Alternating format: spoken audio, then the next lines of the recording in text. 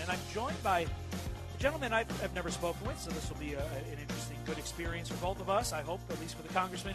Congressman Dave Rouzer from the 7th Congressional District in North Carolina. Good to meet you, sir. Well, good to meet you.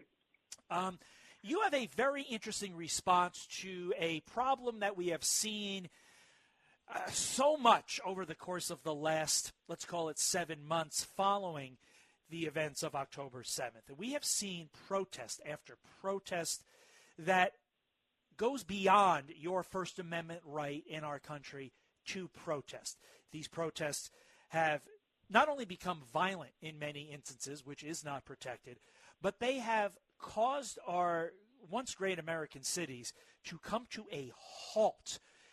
We have had a situation where, at least in San Francisco, New York, other cities throughout the country, ambulances couldn't get through. People could not get to life-saving treatments. The list goes on and on, the damage that these protesters caused. And again, we have a time, manner, and place restriction on the First Amendment.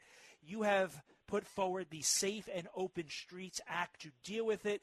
Go into a little detail as to what it is specifically and how it works, Congressman.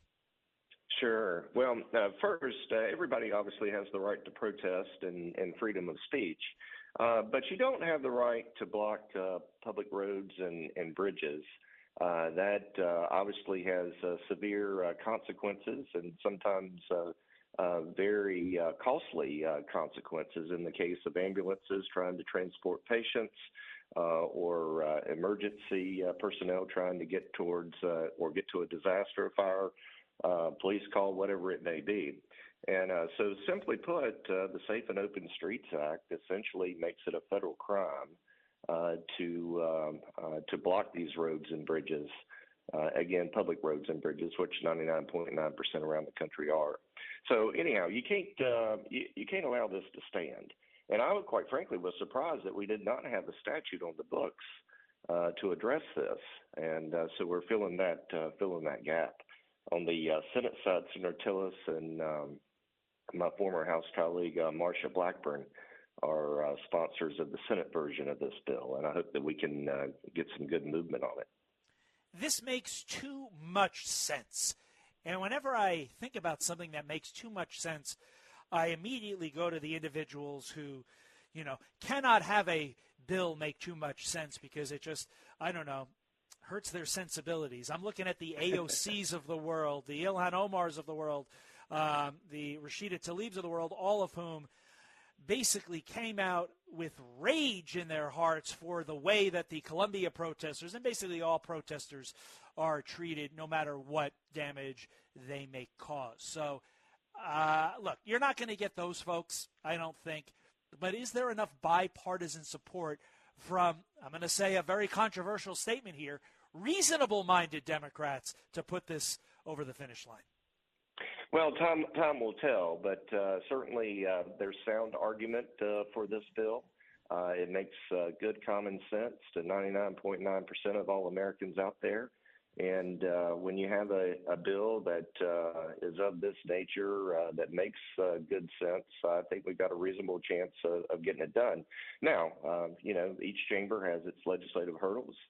And certainly we've had our challenges in the House on a number of different matters. But this is one that, quite frankly, should sail through with bipartisan support.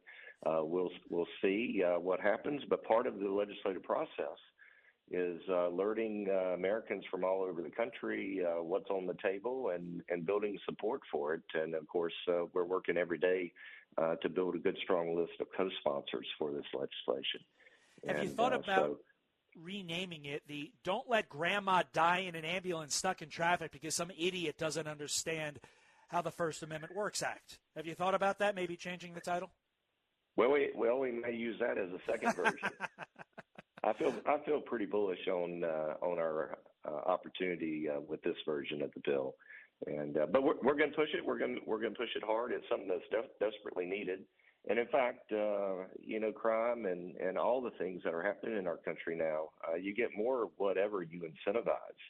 And until and when you crack down on these behaviors, you're going to continue to get more of it. That's just the bottom line. So I believe this bill would help address that issue in a major way, particularly as it relates, obviously, to the closure of our roads and bridges due to protesters. And by the way, it's not just one sector of protester. This would apply to any protest on any issue. It's not a Hamas versus Israeli thing. This would apply to any protest, no matter who's protesting. Yeah, my only concern, and I agree, it should have complete bipartisan support. But my only concern is your ACLUs, organizations like that, who just love to throw a wrench to gum up the works, are going to take this to the court. My personal take as a lawyer is that this falls right in line with time, place, and manner restrictions, but time will tell. I wish you the best of luck. Well, yes, sir. Well, not Please only finish. that, interstate commerce. Correct. There's a key component of interstate commerce here, too. I have about a minute remaining. Each of the 55-minute time block of each show so far, we've talked about the NFL draft. You're in North Carolina. Got to ask you about Drake May. Is he good? Is he bad? Where should he fall, Congressman? Well, gosh, I haven't been thinking about that. I'm an NC State fan, not there we go. UNC Tar Heels. So when it comes to Drake May, I'll tell you, though, he was a great talent in college. Of course, NFL is a different deal, but I'm going to stick with supporting all North Carolinians. So not to give you too much of a political answer. Wow. But I wish him the best. I think on the right team in the right mix, I think he can do well. And I say that as a Wolfpack fan that never pulled for him in college. Understood. That was a great answer politically to an NFL draft question. Unfortunately for my Giants, Phillip Rivers is not available this year after we once drafted your NC Stater there back in 2004 and then summarily traded him to the San Diego Chargers, where he had a great career. Eli won a couple Super Bowls, a trade that I think worked out for everybody. The Safe and Open Streets Act will work out for everybody. I hope you get it through. Congressman Rouzer, we appreciate your time. Again,